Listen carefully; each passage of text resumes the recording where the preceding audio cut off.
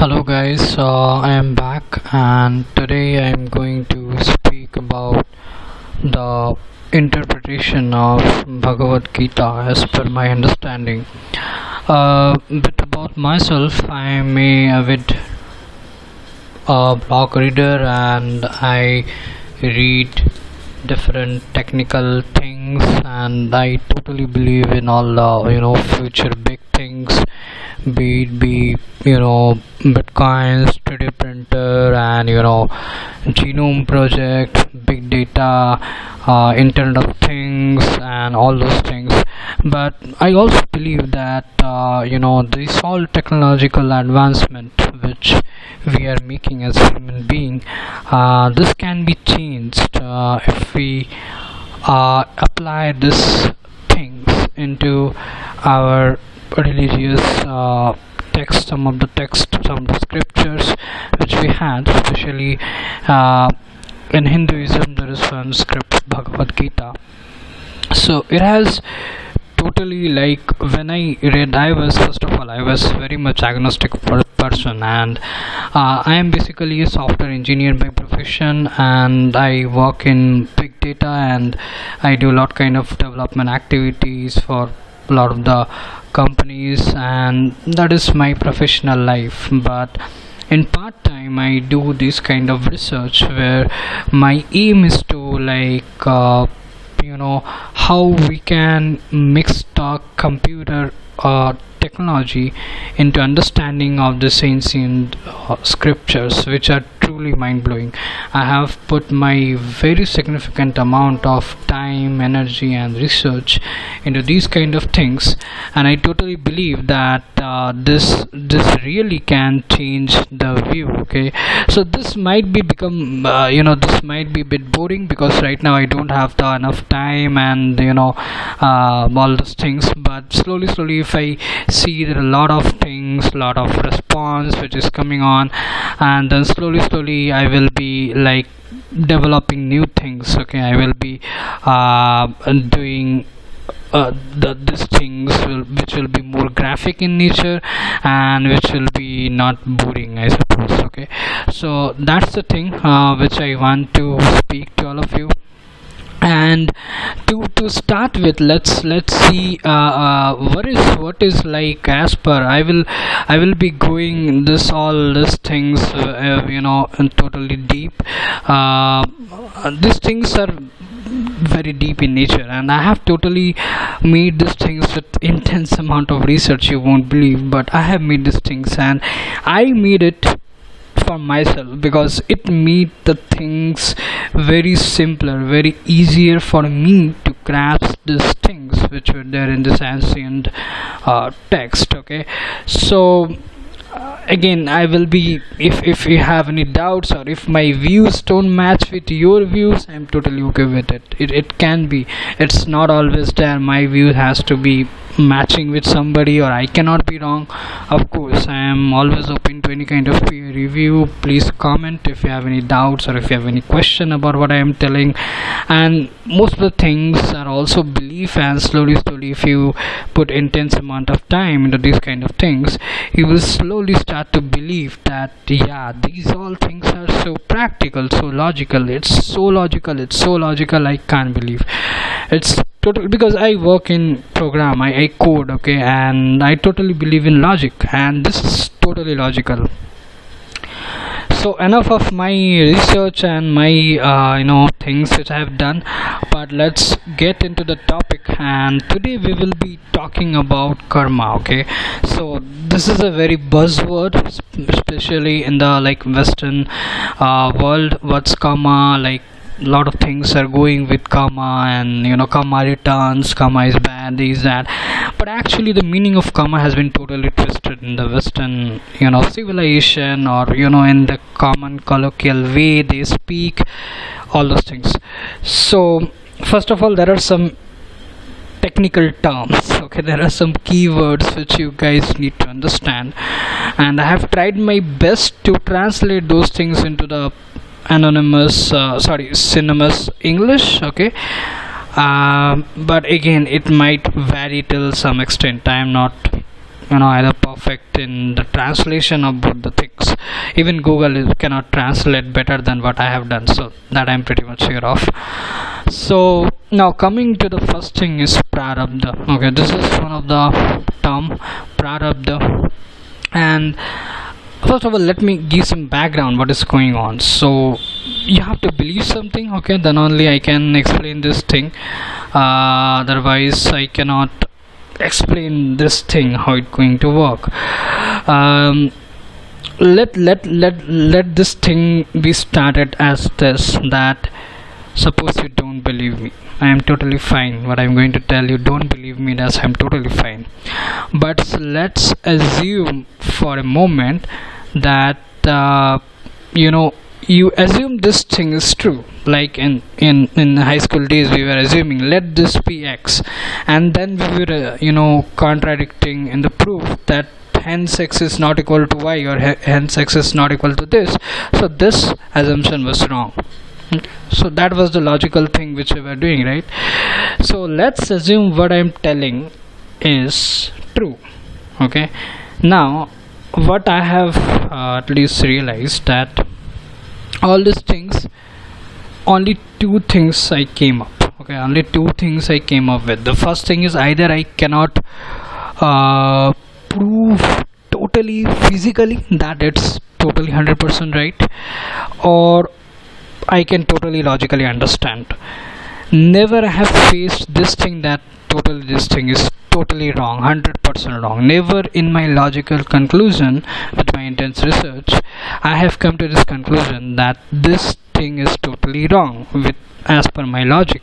Okay, so the things which I cannot prove physically, those things I cannot tell those are false.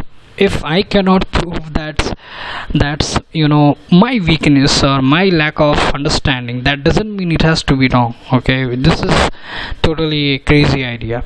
So if anybody of you can help me, I will be totally very much helpful. It's not about any kind of debate, but it's about sharing and kind of growing with each other. Okay, so the first thing is prarabdha. Prarabdha is known as the past karma, and in Hinduism it's believed that every soul, okay, which comes to earth, that soul has already been to some of the previous birth, as well as that soul has been will be coming to the next birth as per its karma. Okay, every soul does karma, be it be good, be it be bad. Okay, and as per that karma, he or she, that soul, takes rebirth, and this loop continues like for infinite amount of times or whatever. Okay, so what is prarabdha? Prarabdha is something which is known as the past karma, as its karma is something which you do the action. Okay, so past karma means the action of the previous birth. So you can imagine this as a cumulative value of all your actions which you did in your previous birth. Okay, that is known as prarabdha. The second thing is samskara. Samskara is something which is known as your moral. Okay, like everybody has got some kind of moral, and even you go to some kind of thief or some kind of murderer, I bet he or she will be also having some kind of moral. Okay, that moral might be wrong, totally wrong to the normal person, but as per him or her, it's totally moral to him. Okay, so the moral it varies from person to person. Okay, the moral can vary person to person, but your moral which you are thinking is totally perfectly fine may not be totally perfectly fine with some other person. Okay, so it varies person to person, and this moral is basically the result of upbringing of oneself. Okay, how a person has been influenced by the world around himself or herself, how they have gathered the experience about life. Okay, and how was their upbringing in their society, in their family, in the schools, in their way of talk, way of work, everything. Okay, so that's why Hinduism believes that everything is connected, everything is having some relation with each and everything. See, every time I'm telling Hinduism, it's not about Hinduism, it's just about, it's there in Hinduism, that's why I'm telling. It's all about knowledge, that's it. Okay, so my mistake, I will be not repeating that that religion. Okay, I should not repeat, I should not, make it as some kind of propaganda video. Okay, it's just a mind of thought. So that's called samskara. Okay, and the third thing is called vasanas. Vasanas mean the desires for yourself. Okay, your thoughts which manifest into desire. I want that, or that makes me happy, or that 2 days ago I did something which is totally made me absolutely crazy. So all this kind of worldly pleasures, desires which you want. So desires literally means vasanas in Hindi or in Sanskrit. So the fourth thing is called vritti. Vritti is the thoughts, and this thought basically comes to your mind. Basically your mind is ocean of thoughts, and it brings lot and lot of, each moment it can bring infinite amount of thoughts. Okay, that's the capability of your mind. And these thoughts which your mind basically brings up to you for your approval kind of thing, so these thoughts are known as vritti. Okay, and basically these vrittis, these thoughts compels you to do some kind of action or karma, right? Every kind of work which you do is basically result of some kind of thought, isn't it? So that thought is a vritti, and because of that vritti you are doing some kind of karma, that is some action. Okay, and any kind of vritti, any kind of thought it comes to your mind, it basically creates some kind of desires, it basically creates some kind of tendencies. Okay, and that leads to the action. Okay, next thing is karma, that is action, and you guys are all totally aware of what karma is basically the action which is done by yourself. Okay, by influence of your vasanas, that is your desires, which in turn was influence of your vrittis, that is your thought. Okay, and because of this your karma, you have some kind of phal, that is the result of some kind of fruit of your action. Or it's not necessarily always a fruit, sometimes it can be very much bitter also. So generally fruit is sweet, but it's not always sweet. So basically phal means the result of your action. So now what I'm going to present to you in very simple terms, like what basically is quoted in Bhagwad Gita and some kind of scriptures, what basically this means. So this I have to really try to simplify all these things, but again these things can vary and I can be wrong, or these books can be wrong, but as per me I have not found any kind of proof which make these things wrong. So we cannot prove it, that's not wrong, that we cannot call us wrong if we cannot prove something false. Okay, so these are two boxes. The first green box is the suppose your previous birth, and the second, this on the right hand side, this box is suppose the present birth. Okay, and before this green box there is some other green box, and after this present birth there will be green box. So it's a chain of this will be the chain of births. So I have only considered the previous birth and the present birth for simplicity. So for each and every birth all these things will be going on. Okay, so coming to the previous coming to the present birth, what is happening is basically you have some kind of vritti, you have some kind of thoughts which comes to your mind. Okay, and those thoughts are basically a result of your samskara. Basically means one's moral or one's experience gathered by the society, or how you experience the world, that determines your samskara. Okay, how is your upbringing, that determines your samskara. If you are like brought up in a very very struggling condition, then your model will be that this world is very struggling place to live in. You have to always fight against it to sustain. And if you are brought up in very pleasant and very, very happy, and you have to never fight for something, you got everything as it is, then you're totally thinking that world is a very easy place to live in. So how your experiences towards your life, that determines your samskara, okay, that determines your morals, okay. So these models, these influences of your society basically basically are the causes of your thoughts, okay. So the thoughts are basically the result of your experiences of your life, okay. So thought is not only the this result of samskara, that is the result of your experiences of life, but it is something else also. But for now, samskara is one of the main thing which contributes to your thoughts, and so your influences of your society contributes a lot to your thoughts. Apart from that, your thought is also being influenced or also being reflected by your vasanas. Vasanas means the desires. Okay. So interesting thing you must have been observed. I told that vasanas influences the vritti, that means the desires. Vasanas is desires, influences the vritti, that means the thoughts. But this doesn't make sense, because then you're telling that vritti then generates into vasanas. So who is the first thing, okay, which is the first entity which results into the later? But it's like of both the things are mutually dependent on each other, like it's a kind of circle, okay.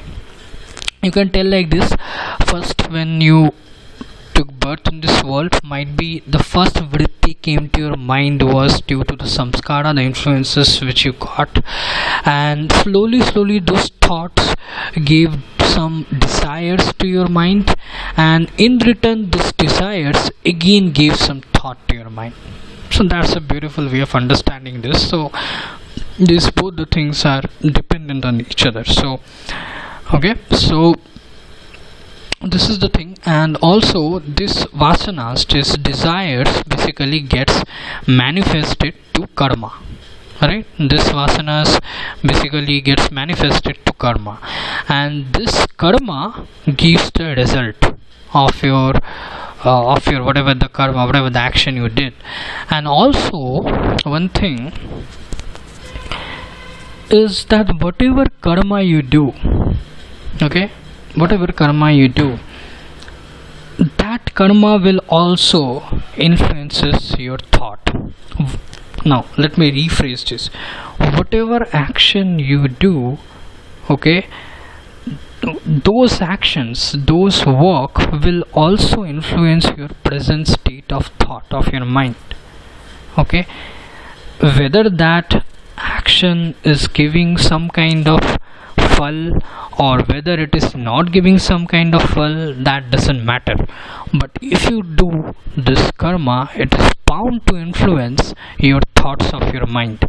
See, these things you can totally experience by experimenting with yourself. If you don't believe this, don't believe this, but these things you can totally experience with yourself. And these things are totally, as per my experience, this is totally true, okay. Till this much whatever I told, this is totally true, okay, and I can prove this that these are true. But now the things which I'm going to tell, these are there in Bhagwad Gita and other scriptures, but these things I cannot prove, okay. Many people say, many saints, many sages say that they can make you experience these things, but again I cannot prove those things, so I will not tell much about those things. But the things which they tell is very much logical, and I cannot prove those things wrong. If I cannot prove this thing right, that is okay, but I cannot prove this thing wrong also. So let me tell you, considering the fact that all the things in the present life whatever things I have told you right now is so beautifully going on with your present state of your mind and life. I was so intrigued with this thing that I also studied the things which I was reluctant to believe, but I just studied in for sake of, if someone is telling something and it's almost, at first I was believing that whatever this thing is telling is totally 100% false, but 70% whatever he told was totally absolutely correct. Then I might have the thought that okay, the 30% also can be correct. What's I can take a chance to at least hear this, at least I can listen to the thought. Okay, so what the next thing which I'm going to tell is, I cannot prove it, but the thing is that all these things is in the green box. The green box is the the your present birth. Okay, so the thing is, your vritti, I told, dependent on the desires, dependent on your actions, dependent on your influences of your society. As per Hinduism, the scriptures, this vritti is also dependent on vasanas, the desires of your previous birth. So this red line signifies the previous birth. Okay, these vasanas are coming from the previous birth to your thoughts.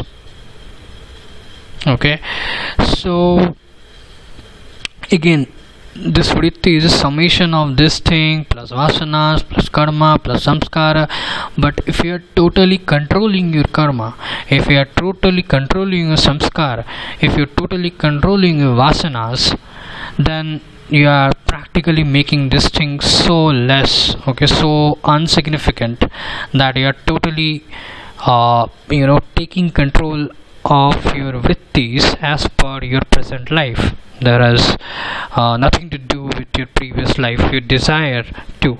Okay, so that's one thing. And the other thing is also the karma, whatever the result what karma is throwing, it can the result of your actions can be seen in this present life, or it can be also seen in your next life, or in this case this is a present life. So the result whatever you can see in your life, it's a combination of the actions did in this life, as well as the combination of actions which has been done in the previous life. And this combination of actions, and even this line also, the karma from the, suppose there is some other green box of previous birth, and there is some karma of this previous birth, so that karma can also have some contribution to this prarabdh. Prarabdha is the cumulative value of the karmas. Okay, so it can also consist of the other karmas result as well. Okay, but if you really do your karma with total total devotion, then the percentage of your results which will be occurring in this life will be significantly higher by simple logic. Okay, but it might not be 100%, can be 100% also, but it depends. Okay, so basically this cumulative value is known as prarabdha. Okay, so this prarabdha and this vasanas, these two things are basically carried on after your death also to your, means basically these things are there in your soul, and when you die your soul never dies.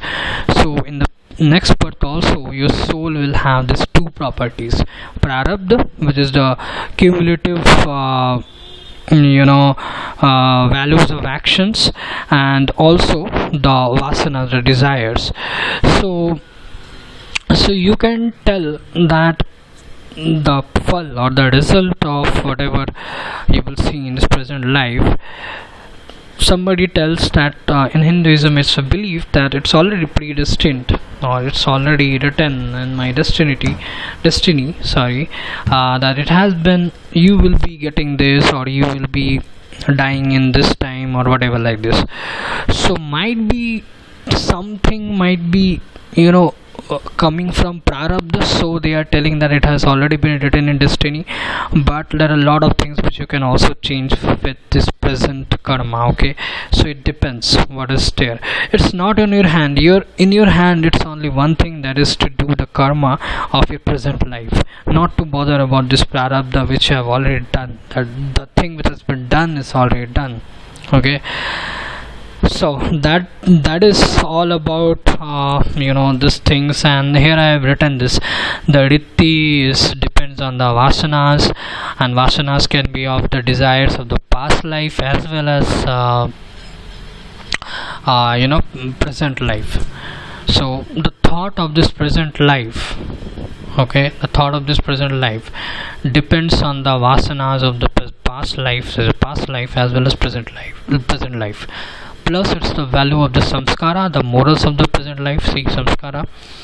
So basically the phal, or the result, is not dependent only in karma of this life, but prarabdha, the cumulative value of the karma, and hence one should not expect the result as per his action done in this present life, but all the cumulative value of actions. Yes, the result can change as per the karma done in this life, but if the weightage of previous prarabdha, previous cumulative karma value is more, then the result cannot be in your favor of whatever the karma you are doing in your life.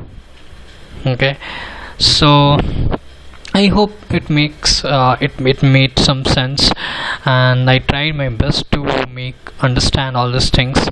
But if you don't agree with my views, I totally support it. You can comment down why you don't believe it, or where you find it wrong, or if you totally believe in all this kind of things and you find some of my understanding I have misquoted it, or I have done some bad research, I also totally accept it, and you can always comment down, and I will be totally open to that. So I hope you guys love it, and if I totally can see the strength and support of you guys, I will be making more lots and lots of these kind of videos in simple language, trying to decode the ancient scriptures. And also I will be doing a lot of more in the upcoming videos if I get some support. So that's all I have to say. Have a great day, all of you, and many love to all of you. Have a great day. Thank you, and again, thank you so much.